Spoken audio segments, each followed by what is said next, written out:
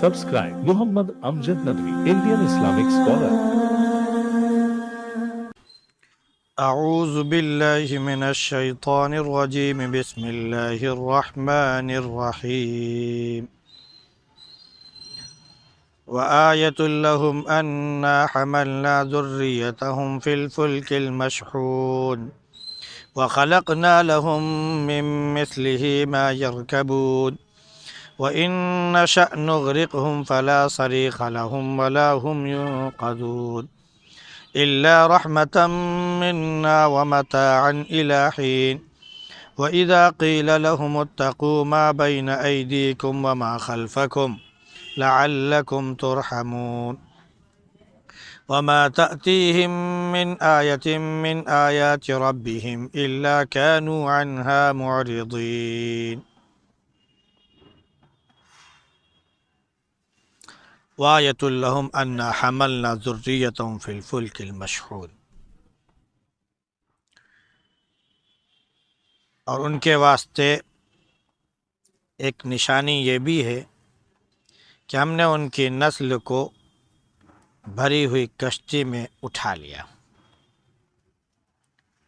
اور ہم نے ان کے لیے اسی کے مثل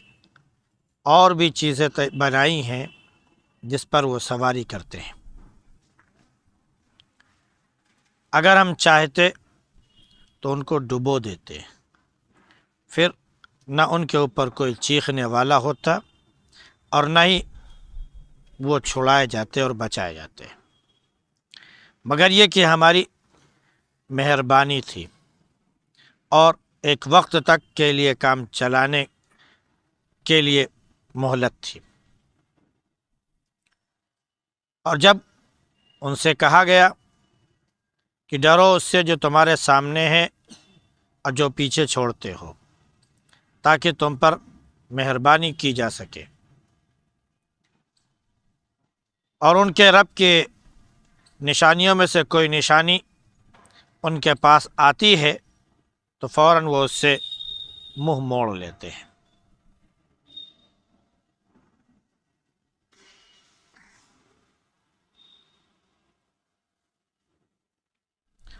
گزشتہ آیات میں اس بات کا ذکر تھا کہ سورج اپنے ٹھکانے کے لیے چل رہا ہے، جس کا اندازہ اللہ رب العزت نے مقرر کر رکھا ہے، اور چاند کی بھی منزلیں بنائی ہیں، لہذا اپنے منزلوں پر رواں دوا رہتا ہے. یہاں تک کہ ایک موقع ایسا بھی آتا ہے کہ بالکل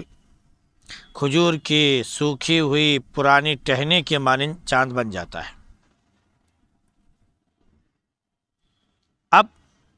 نہ تو سورج کے اندر اتنی بساط ہے کہ وہ چاند کو پکڑ سکے، اور نہ ہی رات جو ہے وہ دن کا مقابلہ کر سکتی ہے، یعنی دن سے آگے بڑھ سکتی ہے. ہر ایک فلک میں تیر رہے ہیں.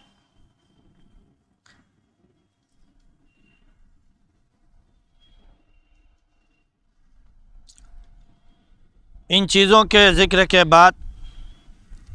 چونکہ پیچھے سے جگہ جگہ یہ گفتگو آئی ہے اور ذکر کیا جاتا رہا ہے کہ ہم نے ان کے لیے ایک نشانی بنائی ہے، جو نشانی دیکھ کر عبرت حاصل کر لیں. کبھی رات دن کا ذکر کیا گیا، کبھی رزق کا ذکر کیا گیا، کبھی کسی چیز کا ذکر کیا گیا، اور ہر جگہ یہی کہا گیا کہ ہم نے ان کے لیے ایک نشانی بنائی ہے جس کو یہ دیکھیں. انہی نشانیوں میں سے یہ سورج چاند کی گردش اور ان کا چلنا اور ہوا میں تیرنا وغیرہ وغیرہ، اور رات دن کا آنا جانا، یہ ساری چیزیں نشانیوں میں سے ہیں. اب انہی نشانیوں میں سے ایک نشانی اللہ رب العزت نے بیان فرمائی کہ ہم نے ان کی نسل کو بھرے ہوئے سمندر میں اٹھا لیا. فلک کہتے ہیں اصل بڑی کشتی کو، بڑے جہاز کو. اس سے مراد حضرت نوح علیہ الصلاۃ والسلام کی وہ کشتی ہے جو انہوں نے اللہ کے حکم سے بنائی تھی، اور وہ کشتی بہت بڑی تھی، آج کے دور کی نہیں تھی، وہ یوں کہہ لیجئے کہ وہ شروعاتی دور کی تھی، یعنی آدم علیہ السلام کے چند نسلوں کے بعد ہی حضرت نوح علیہ الصلاۃ والسلام نبی بنا کر بھیجے گئے۔ بس یوں کہہ لیجئے کہ وہ پوتے پڑ پوتے جو ہوتے ہیں بس انہی میں سے حضرت آدم علیہ نوح علیہ الصلاۃ والسلام ہیں۔ اس وقت جو کشتی بنائی انہوں نے اللہ کے حکم سے، جو آج کے تحقیق کے مطابق کہہ لیجئے جو ڈھونڈی گئی کشتی یا جو بھی برآمد ہوئی ہو، کشتی کی چوڑائی لمبائی کم و بیش یوں کہہ لیجئے کہ چوڑائی تقریباً 65-70 گز یا 65-70 فٹ، اور لمبائی تقریباً 300 فٹ یا 250 فٹ کے آس پاس تھی۔ یعنی اس وقت اتنی بڑی کشتی کا بنانا اور اتنے بڑے جہاز کا بنانا کوئی عام کھیل نہیں تھا۔ پھر اللہ کے حکم کے مطابق اس میں ہر قسم کے جوڑے بھی رکھنے تھے۔ انسان تو تھے ہی، آدم علیہ السلام کے ماننے والے جو 80-82 لوگ اس وقت تھے وہ تو اس میں شامل کیے ہی گئے، اس کے بعد ہر قسم کے جوڑے بھی اس میں رکھے گئے، یعنی پرندوں کے جوڑے، پرندوں میں ساری قسموں کے جوڑے، جانوروں کے جوڑے، کیڑے مکوڑوں کے جوڑے کہہ لیجئے، ہر ایک کے جوڑے رکھے گئے۔ تو اللہ نے فرمایا کہ وَآیَةٌ لَهُمْ أَنَّا حَمَلْنَا ذُرِّيَّتَهُمْ، اس لیے نوح علیہ السلام کے کشتی سے کہہ کر یہ فرمایا کہ ان کی ذریت کو ہم نے اٹھا لیا، کیونکہ آدم علیہ السلام سے جو ذریت چلی وہ نوح علیہ السلام کے زمانے میں مکمل طور پر ختم ہو گئی، پھر کوئی باقی نہیں رہا، کیونکہ جب اللہ رب العزت نے ان کے اوپر عذاب بھیجا تو عذاب تھا وہ پانی کا۔ اللہ نے آسمان سے کہا کہ برس، آسمان سے بارش ہونا شروع ہوئی جو تھمنے کا نام ہی نہیں لے رہی تھی۔ اللہ نے زمین سے کہا کہ پانی اگل دے، زمین سے سوتے پھوٹ پڑے، اوپر سے بھی پانی اور نیچے سے بھی پانی۔ نتیجہ کیا ہوا کہ پوری کی پوری قوم ڈوب گئی۔ اس وقت ان کے ہاں جو بھی پہاڑ رہا ہو قریب میں، جس کے بارے میں قرآن نے ذکر کیا وہ جودی پہاڑ ہے، تو اسی کے قریب نوح علیہ السلام کا ایک بیٹا بھی تھا۔ نوح علیہ السلام نے کہا کہ بیٹا تو بھی آ جائے، اسی کشتی میں سوار ہو جا، آج کے دن کوئی بچنے والا نہیں ہے، لا عاصم اليوم من امر اللہ،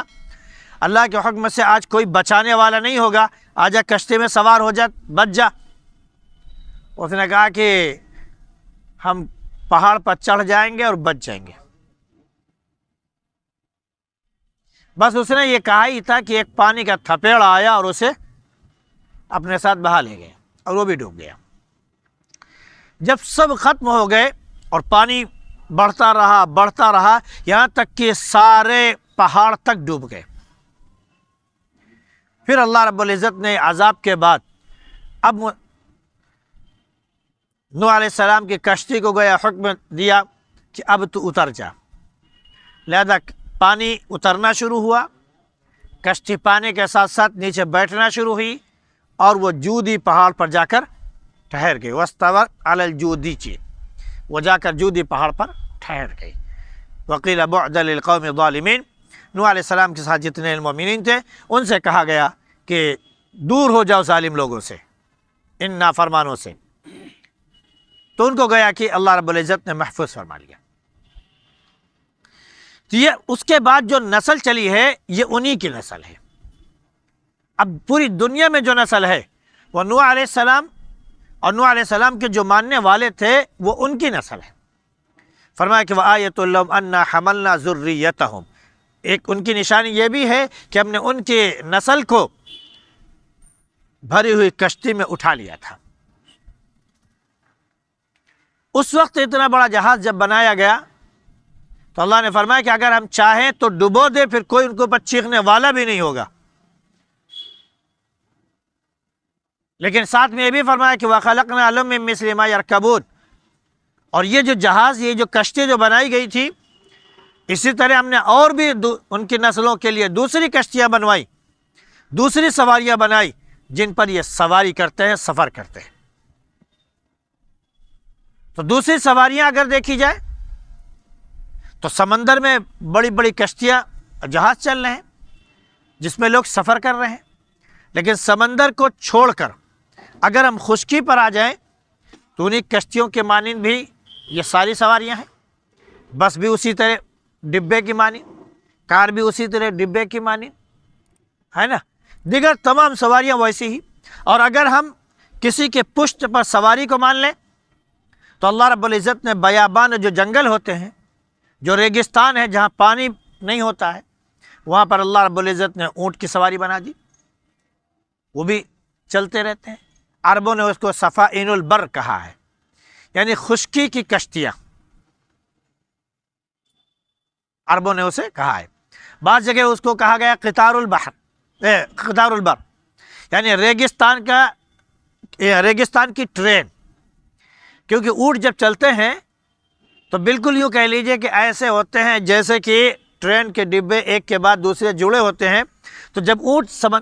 اس میں ریگستان میں سفر کر رہے ہوتے ہیں تو وہ ایک کے پیچھے ایک، ایک کے پیچھے ایک، ایک کے پیچھے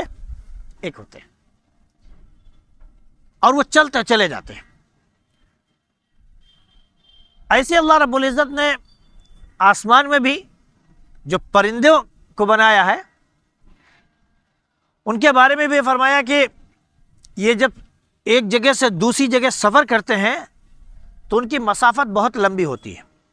جس کو ہم لوگ سامان کہہ لیجئے، یا اور بھی جو سردی کے موسم میں کیا بولتے ہیں کہ پرندے ہم کو بہت دور سے اور ایک لائن میں اڑتے ہوئے نظر آتے ہیں۔ آپ دیکھیے ان کے اڑنے کا جو انداز ہے وہ عجیب غریب ہے۔ وہ آگے والا پرندہ ایک، پھر اس کے بعد وہ تیر کی طرح ایسے پھیلتے چلے جاتے ہیں۔ اس کی عجیب داستان ہے کہ آگے والے پرندے کو سب سے زیادہ طاقت پڑتی ہے، اس کے بعد والے جو پرندے ہیں ان کو اتنی طاقت نہیں پڑتی ہے،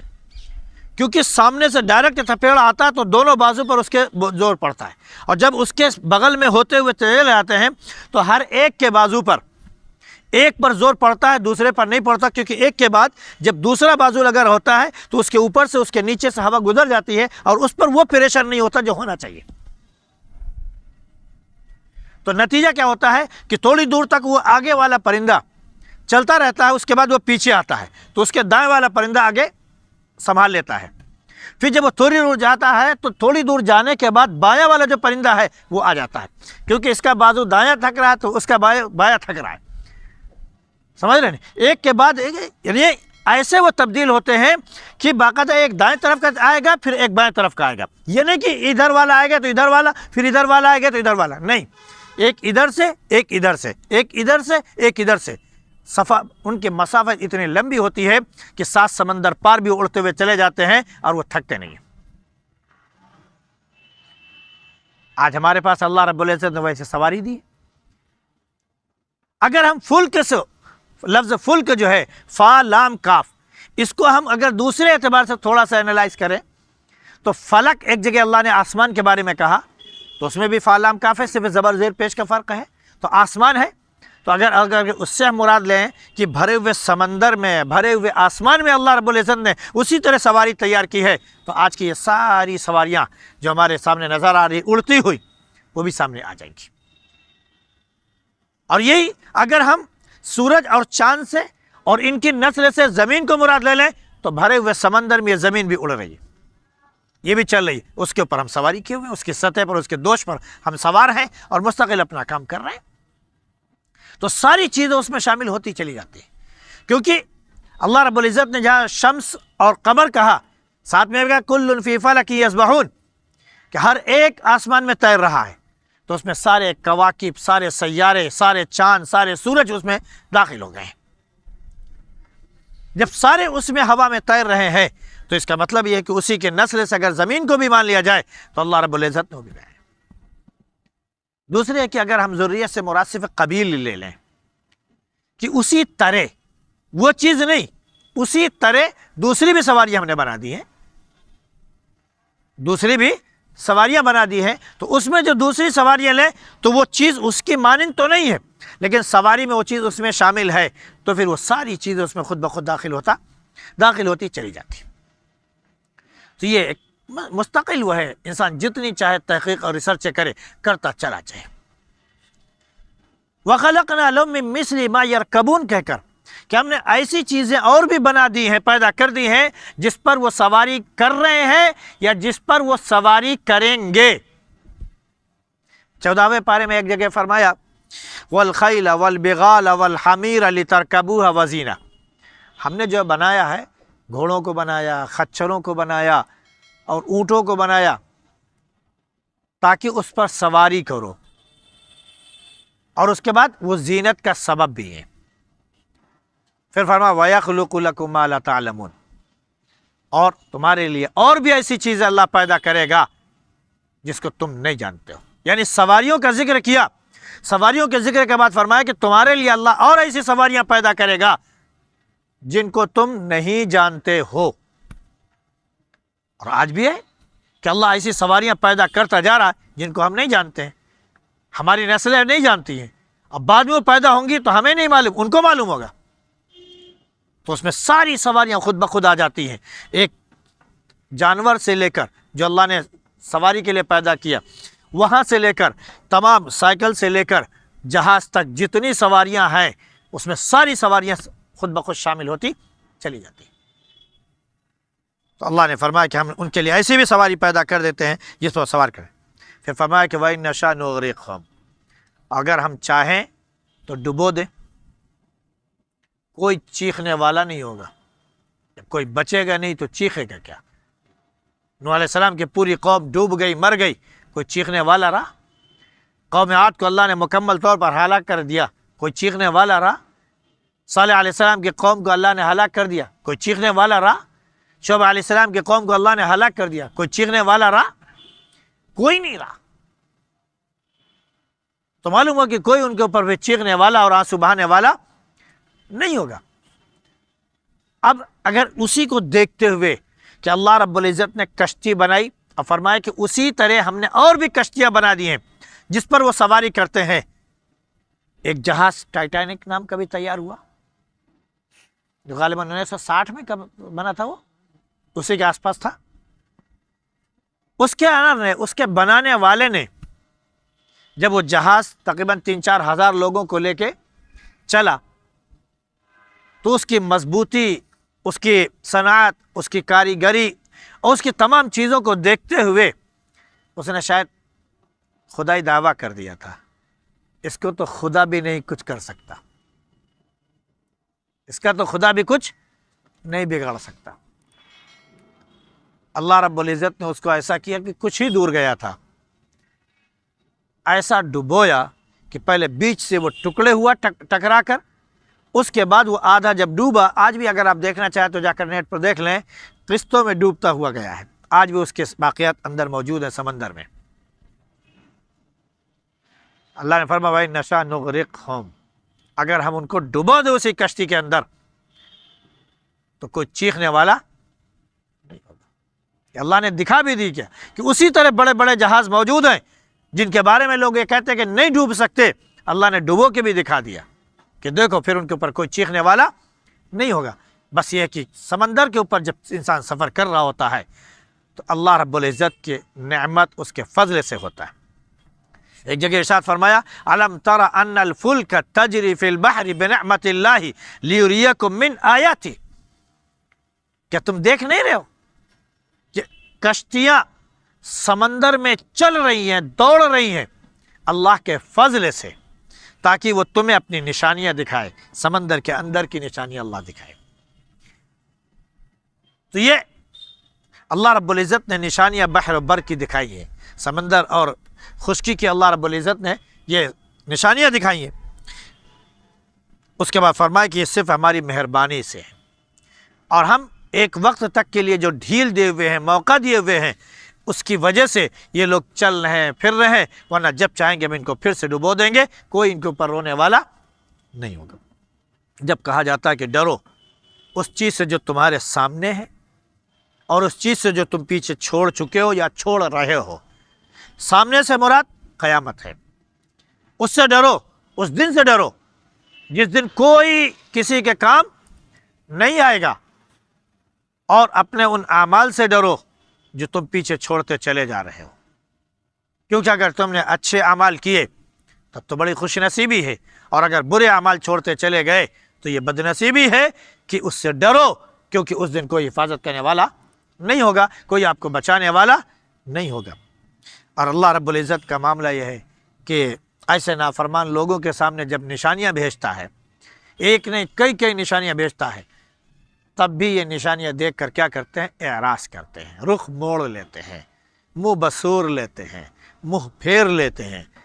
یہ کہتے ہیں کہ ہمیں اس کی ضرورت نہیں، ہم اپنے اس میں خوش ہیں، یہ ساری نشانیاں صاحب ڈھکوسلے بازی ہے، ہمیں اس سے کوئی لینا دینا نہیں ہے۔ گویا کہ اللہ کا، اللہ کے نبیوں کا، اللہ کی کتاب کا، اس میں جو کچھ بیان کیا گیا ان نصیحتوں کا اور اللہ کی نشانیوں کا وہ ذکر کیا بولتے ہیں؟ بھول جاتے ہیں اور انکار کر دیتے ہیں۔ جب اللہ کا انکار کر دیتے ہیں تو اللہ رب العزت پھر سزا دینے کے لیے بھی تیار ہے۔ اللہ اپنے خوف کی توفیق نصیب فرمائے، اور